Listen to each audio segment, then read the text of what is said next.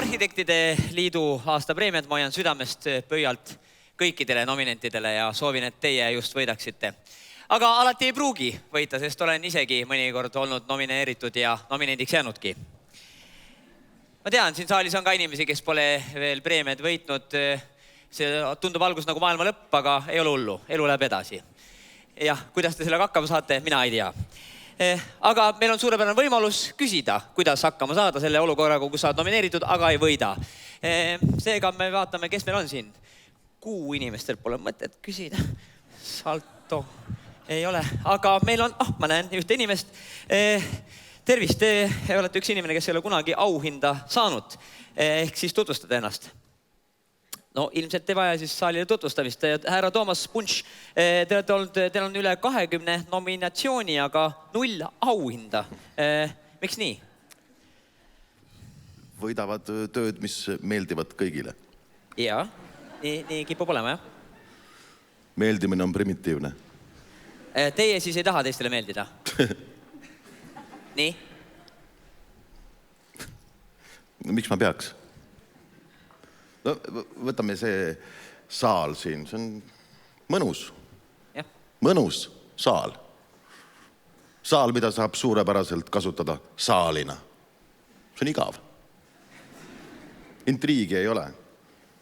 Arhitektuuri teeb põnevaks see, kui sa ehitad saali, mida sa ei saa saalina kasutada. On nagu vaba lava. Aha. No inimesed peavad hakkama mõtlema, kust pikendusi vedada, kuhu publiku toolid panna, kuhu artistid paigutada, aga siin on kõik paigas, siin on igav. Üks asi siin on siin, seal lava taga on grimmituba ja sinna ei projekteeritud kraanikausse. Vaat, see on äge. Isegi kanalisatsiooniga ühendamise võimalus puudub.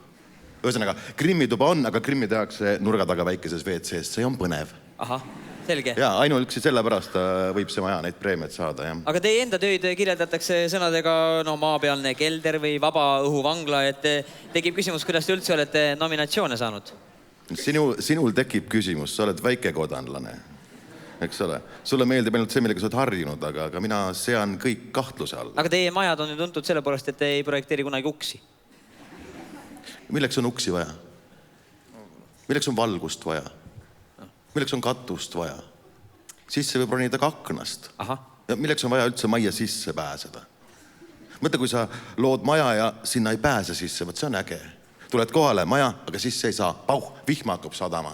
Vaat, kogemus. Elu lõpuni jääb meelde.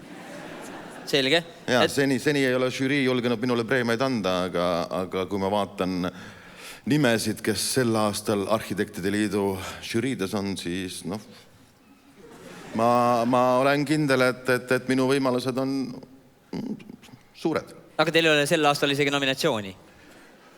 Nomineeritutele preemia andmine on mainstream. Ma usun, ma saan eripreemia. Aha, aga juhul, kui ei võida ikkagi, et mis te siis teete? No issand, mis ma teen, kui ma võidan? Siis preemia ei ole maailmas kõige tähtsam. Ma preemia pärast siia tulnud, ma tahtsin seda maja näha, ma tahtsin seda saali näha, ma tahtsin seda kuulsat muba näha. Ega ma preemia pärast ei hakka kodust välja tulema. Mitu projekti pooleli ja selleks, et ma teada saada, mida kolleegid minust arvavad, selleks on mingisugust preemiat vaja, kellel neid preemiaid vaja. Selge. Siis ma loodan, et teil ikkagi jätkub kliente, kellele maju teha. Kellele kliente vaja, nagu ma klientidele maju ei ehita, issand jumal. Kellele te teete siis? Tead, majade valmis ehitamine on üldse soul last season, eks? Aha.